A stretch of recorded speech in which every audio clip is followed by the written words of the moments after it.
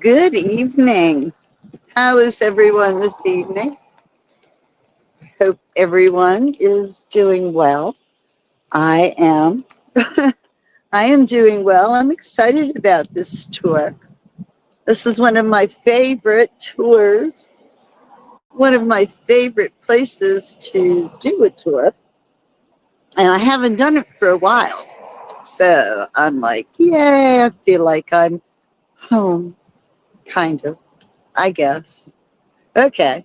Well, still have a few minutes before I can start. So, let's see, what can I say? Oh, well, I could introduce myself, shouldn't I? I'm Sharon Schultz, also known as the Bay Lady. The Bay Lady because I live in the Chesapeake Bay region. I live in Maryland, Baltimore. And Chesapeake Bay is a big part of our state, and it has a lot of really nice things to see and places to go and people to meet. So that's why I'm the Bay Lady, because I love taking people on tours around the Chesapeake Bay area. And of course, here we are tonight in a little town, little city by the name of Ellicott City, and it's located on the Patapsco River, which is a major river here in Maryland that eventually empties into the Chesapeake Bay, of course, right? If you're not familiar with the Bay Lady, with me, you can find me on Facebook and YouTube mostly. On Facebook, just look for the Bay Lady, and please follow me there. And you can subscribe to my YouTube channel, which is Sharon Schultz, the Bay Lady. And if you subscribe to those, the page and channel, then you'll get notified when I post tours, live streams, and such. There is also oh God, what is it? Like a spreadsheet, a Google document. You can find it on Facebook, Together Virtually. It is a page where former Hago guides, virtual guides, post their tours. When Hago folded, uh, the guides wanted a place to go, a place to still connect. So you can find tours from all your favorites on Together Virtually. Another website of mine or platform that I use is called Buy Me a Coffee. You'll see that on my page and channel as well. That is where I'm able to accept donations, gratuities, tips, whatever you'd like to call it, to further um, my tour area. All of my tours are free walking tours, so your tips help me pay the gas that I, used to go here and there sometimes. So that's a good thing. All right. Well, let's see. It is 7:59. Oh, nope. Now it's 8 o'clock. All right. Good. We are good to go. Yeah. All right. Um, I don't know if you can see behind me. Can you hear behind me? Listen. That's the sound of rushing water, fresh water. As a matter of fact, okay, time to turn this mirror around, lens around. Hold on. All right. Let's see. We need settings, camera. Change the camera around. Okay. Yeah. Are we good?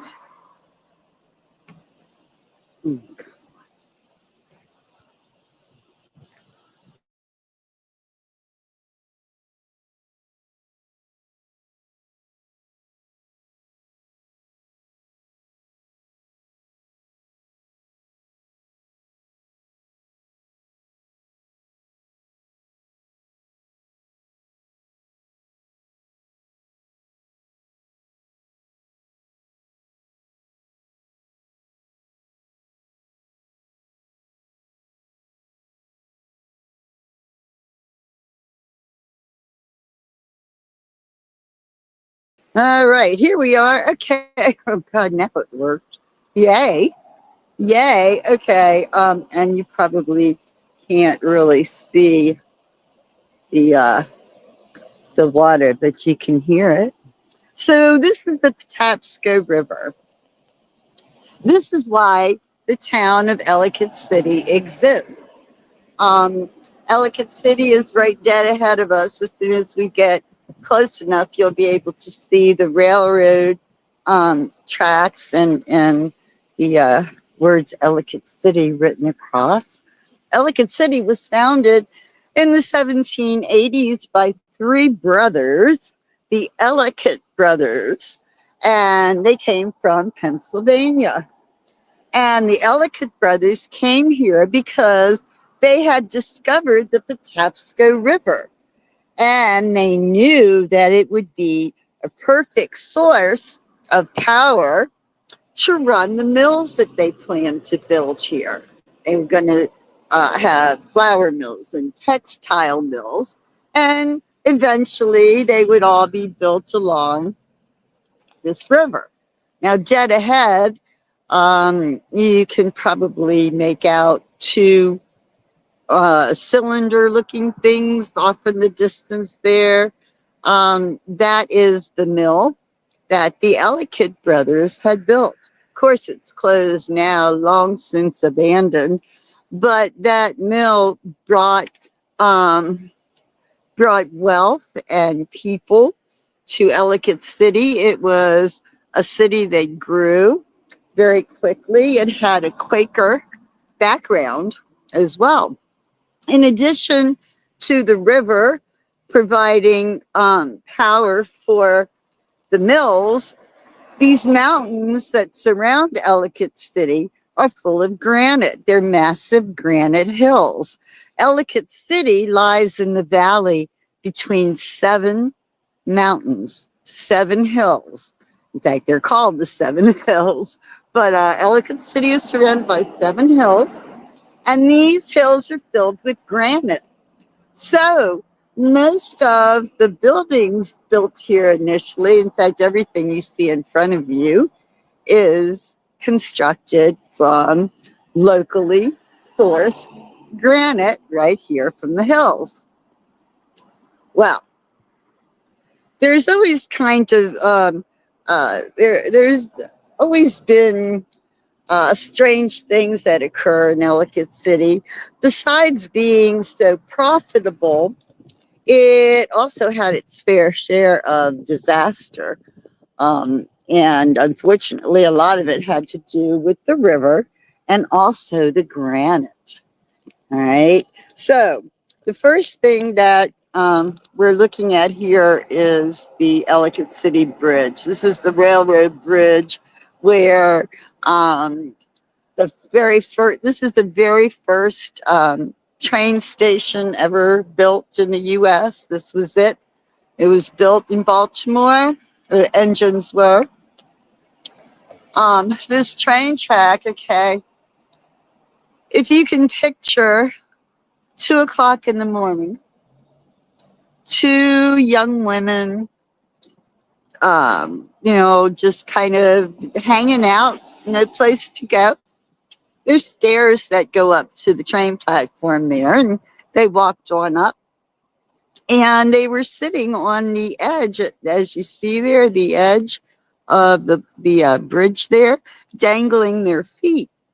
And we know this because they were posting on social media pictures of their dangling feet from the bridge. Well, as I said, Ellicott City has a bizarre um, acquaintance with luck, bad luck. The two girls were sitting up there, and a train came through. We don't have any passenger trains running through here anymore, but there are a lot of commercial freight trains. This particular train that came through was carrying coal. Unfortunately, the train jumped the track, spilled the coal, and those two girls were killed instantly. They were buried under the coal. This happened in 2012, I believe, just a few years back. Now, some people have said that at night, when it's much later than it is now, and there's a full moon out, is that you can see the girls dangling their feet off the edge of the bridge there with their phones taking pictures. Okay, so you can see the granite, right? And all the buildings are stone as well. Well, you know, there's something about this type of granite that has mystical powers, should we say? Mystical powers. The granite and the force of the water makes things, paranormal activities happen. All right. What you're looking at right here, that's the old hotel. Okay. It was called the Railroad Inn, the Patapsco Hotel. It was built and passengers traveling through on the train would use it. Also, it was also accommodated railroad employees. They also lived there. So during the Civil War, there was an Union camp not too far from here. It was in a place that had a viaduct, which is a bridge, and there were Union troops kind of guarding it. Well, they had a few Confederate prisoners that they had captured there and were holding them, getting ready to transfer them north or whatever they were going to do. And one of them, a young Confederate corporal, escaped. And so he got loose and he decided that he would follow the railroad tracks and eventually he would, you know, find his way south. Well, he was headed north when he started running. And when he got here to Ellicott City, he was at the end of the line. This is where it stopped. This was the first 13 miles of track that were laid by Irish immigrants working for the railroad in Baltimore. So he didn't know. Anyway, as I said, this was a hotel here that you're looking at. And why I'm standing here kind of stalling is because I'm waiting for the traffic to quit so I can get across the street. I want to show you what I'm talking about. Okay, so here we go. Maybe I can, well, almost. See, what I'm worried about is the traffic coming the other way. I can get by these fools. It's that curve there I don't much care for. Okay, all right. So, all right, first of all, this is talking about the milestone. It shows the difference in miles, okay, from Baltimore to Ellicott City along the turnpike. Okay, it's an old marker right there. Okay, that's the old marker. And this, of course, is the old hotel. Well, you notice there are granite stairs here going up the old hotel. Actually, there is a door up top there by the light that goes into the hotel on the left. And then on the right, you go right over to the station platform. There's the train tracks. And the station is across the street there. We'll see it better in a minute. Anyway, so this corporal finds himself up there on the tracks and decides, he sees the door for the hotel and decides he's going to duck into the hotel and, you know, figure out what his next plan was going to be. Well, when he opened the door to the motel, I mean to the hotel up there were two Union soldiers getting ready to walk out here. Unbeknownst to this poor dude, the Patapsco Guard, Maryland's militia, Ellicott City's militia was stationed here. This was the Patapsco Guards Union headquarters right here, just a couple doors down. I'll show you that too. Anyway, so up into the building he goes. He opens the door, sees the soldiers coming down the hallway, turns and beats feet down the stairs here. The Union soldiers were right behind him, unfortunately, and before he got halfway down the stairs, they shot him in the back, actually. And by the time he hit the ground right here, he was gone. He was gone. He was dead before he hit this granite. They say on a moonless night that if you come over here, you can see the scene replayed right before your eyes. It's to do with granite and the power of the water. Ellicott City has a reputation for being haunted. It has the most paranormal events here than anywhere else. The whole place is like haunted for sure. Okay, so let's talk more about that.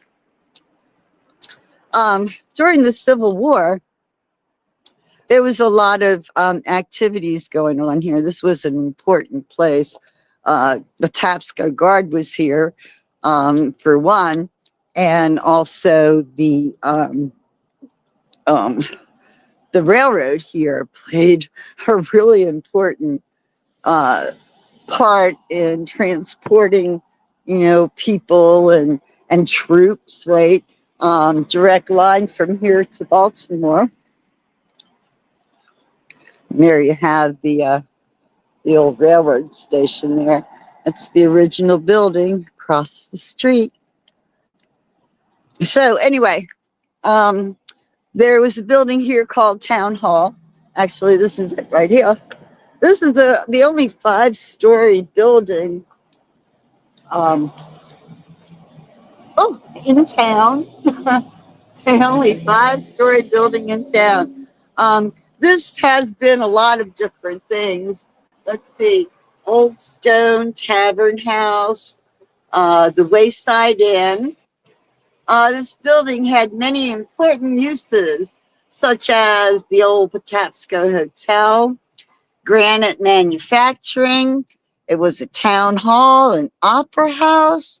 During the Civil War, it was the provost marshal's office and newspaper, and just on and on and on.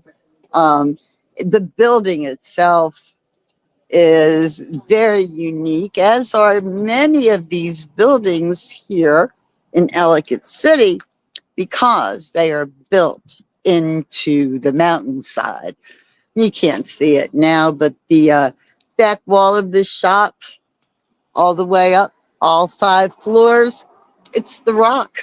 It's the rock like you see in front. It was built right into the rock, right into the granite. So this place, unfortunately, has its fair share of haunts. During the Civil War, as I said, it was occupied by the provost marshal's office and the Patapsco Guard. And again, with the railroad station so close, there was a lot of activity. They also kept Confederate prisoners here. They kept them all the way up on the 5th floor, way up there. Okay. During the winters of 1863 and 1864, it was a particularly bad winter here on the East Coast. Just frigid temperatures, unrelenting And when, of course, you have a lot of people piled together, well, then, you know, you have disease and things of that nature that happen. So some of the soldiers up on the fifth floor ended up passing away. Smallpox was running rampant through Ellicott City at the time and took many lives. So it's well known that the things that go bump in the night here in the old town hall are just, you know, the soldiers kind of restless and letting people know they're still around, I suppose. A little bit further up the street here um, is a shop. Used to be a toy store, but not so much anymore. Look at this, the granite, right? It's everywhere. It's on all the hills.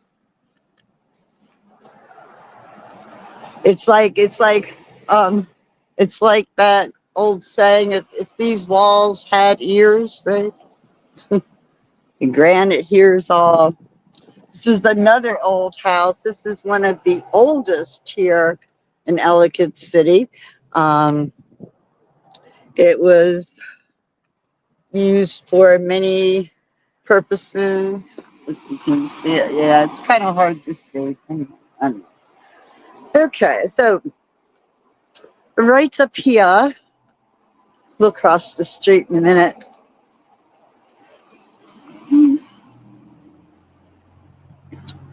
This place changes so much. There are so many things that affect this little town. It's kind of interesting, I suppose, in a crazy little way, right?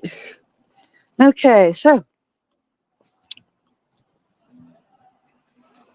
this little house over here used to be a toy shop called Peeps and Squeaks. Peeps, Peeps and Squeaks, it's called. What is that? I don't know. A shop. Okay. Cute little place.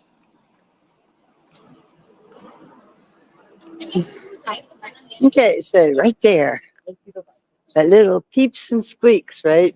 Okay, so Peeps and Squeaks used to be a little toy store, and the parents owned it, and they had 3 young children.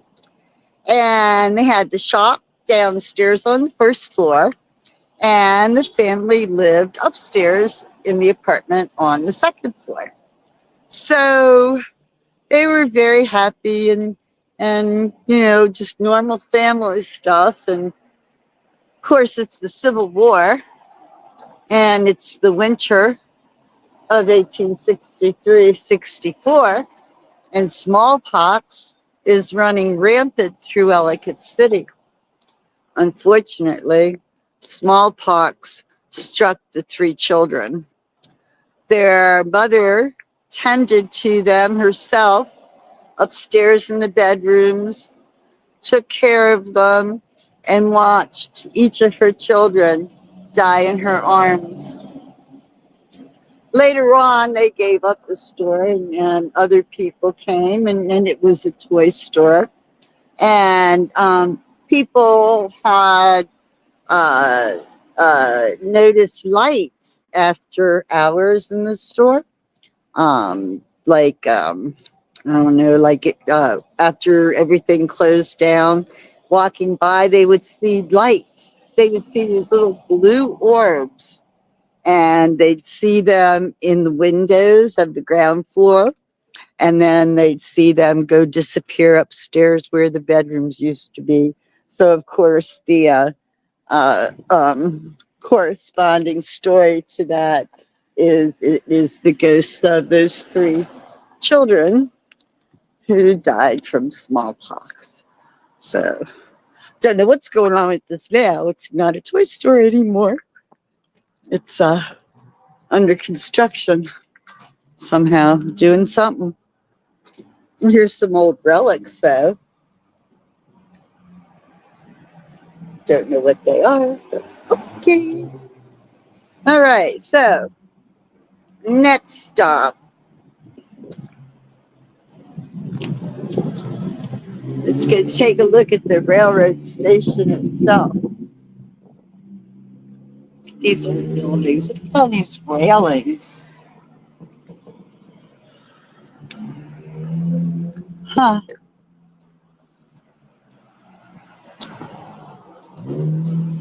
It's old, mosaic art. Look at that, Ellicott City. Made out of mosaic. Sweet. Huh. It's a lot of traffic going through here, but not so much people, huh? I think people are just passing through. As you can see, most of the stores here are closed for the evening. Definitely. Okay. Let's take a walk over this way. The thing with the water, too, it runs under the city, which is why it's so dangerous. Also, when this place floods, people die. There is the water. That was a building there. They took the building down. It was a very historic building, too. A very well-known building. I don't know why they took it down. Now, this is all new. What are they doing there? And see, there's more water just running right under these houses. Amazing, yes? Yes.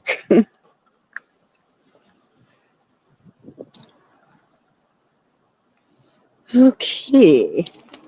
So we are coming up on the railroad station here.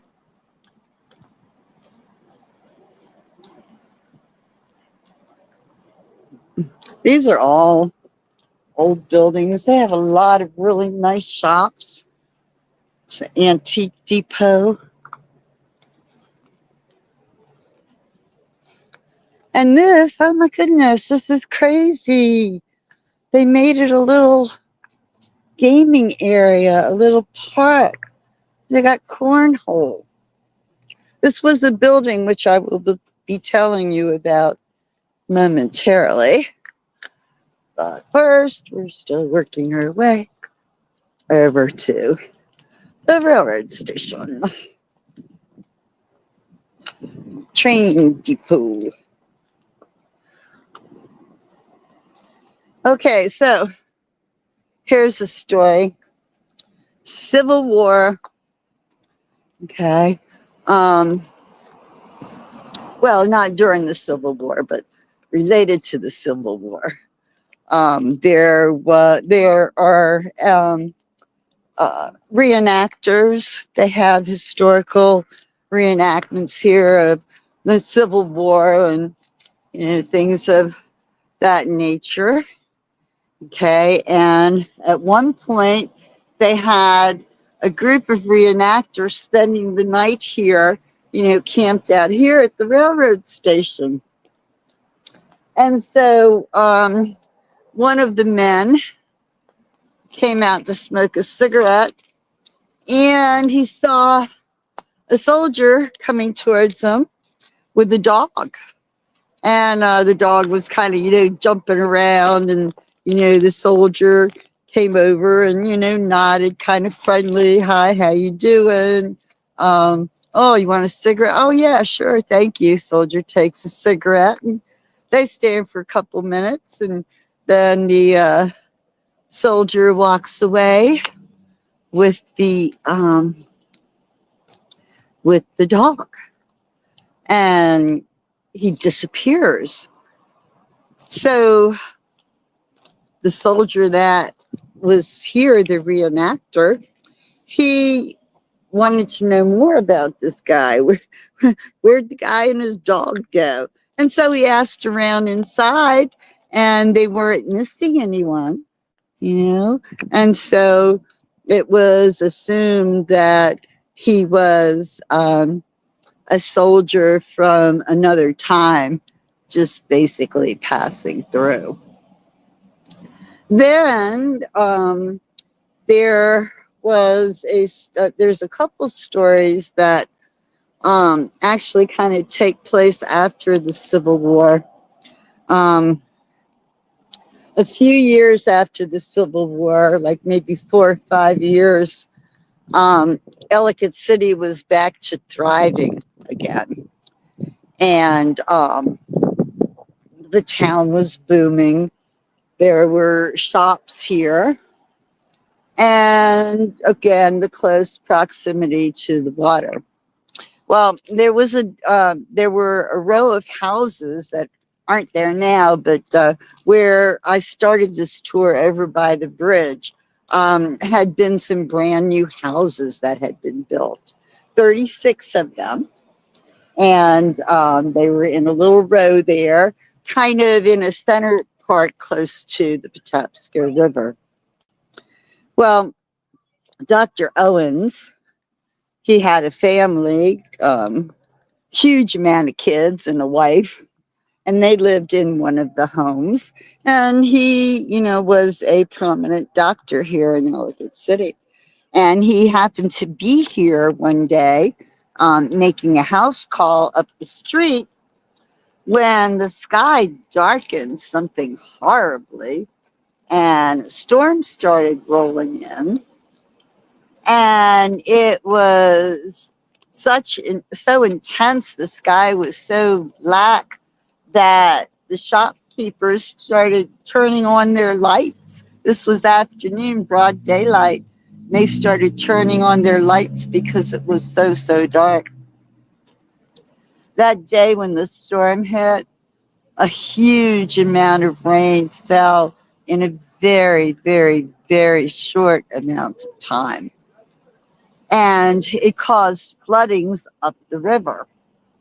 Well, it was so intense. Besides the mill here, there were several more mills further up the river. Well, the intensity of the flooding, when it hit the concrete mill upriver, it took it down. It smashed through concrete walls and it pushed concrete debris and anything else in its path out in front. And so this huge flood of debris, of concrete, houses, whatever, came crashing down the Patapsco River, and the water rose and rose, and the people in that strip of new townhomes became stranded. And so the doctor, when he saw what was happening from up on the hill over there, he could see from the hill, he could see the houses and the river on the other side of the station here.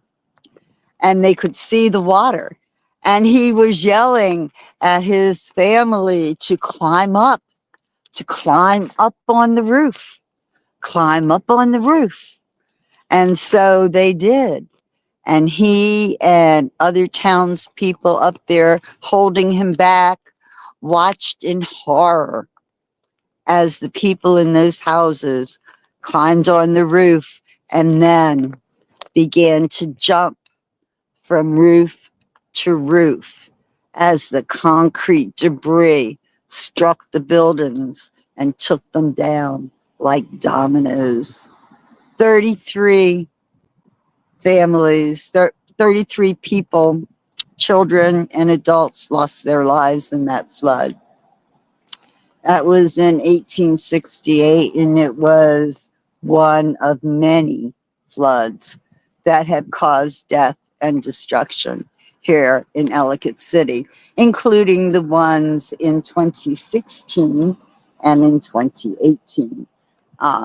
They were the most recent, and the city is still dealing with the destruction. As you saw, the houses up the street that were under construction, yeah, still from the devastation of those floods. So, all right, so that happened, and you flash forward to modern times, and you were over across the street here in Clark's Hardware, right? And you can hear at night when everybody's getting ready to close up and go home, you hear giggling, little girl giggling, little laughter, and soft little footprints running around.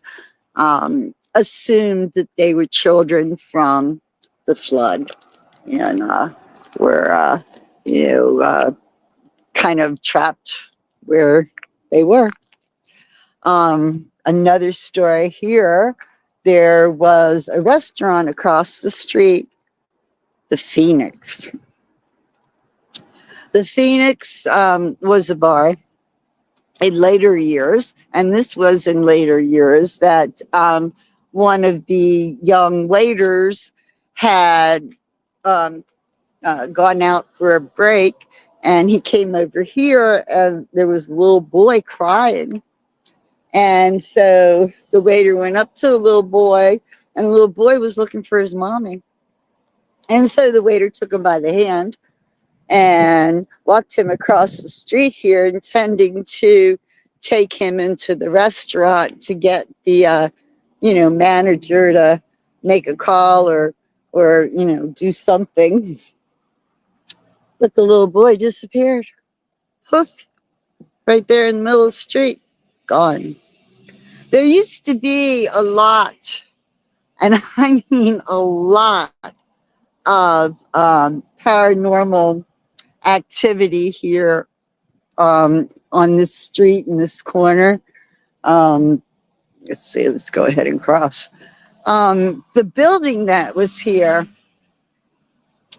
was at one time a cabinetry store. They made cabins and such.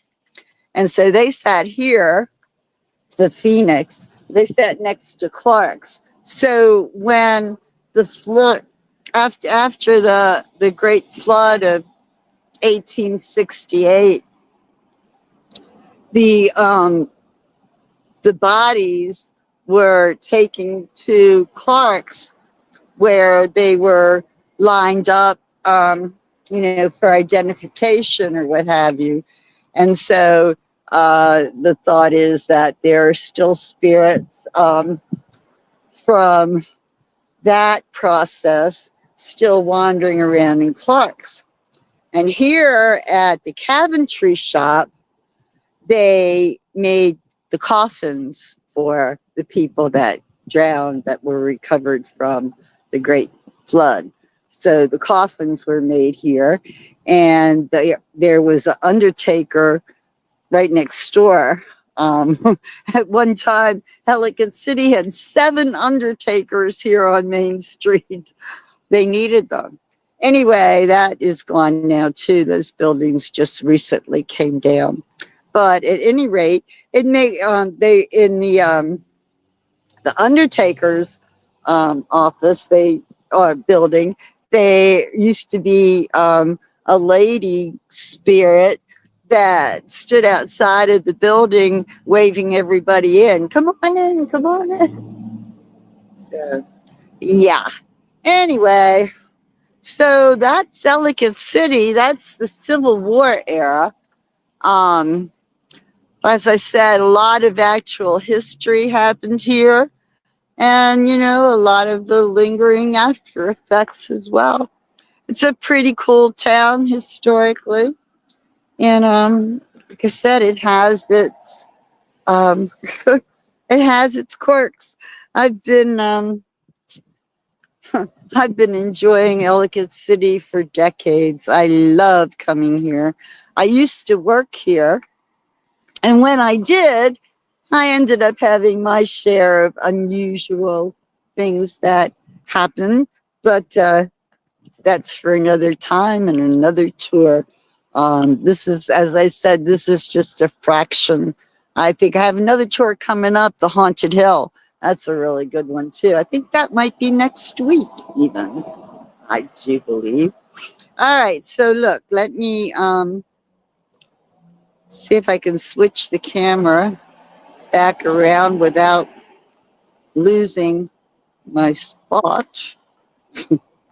There we go. Here I am. All right.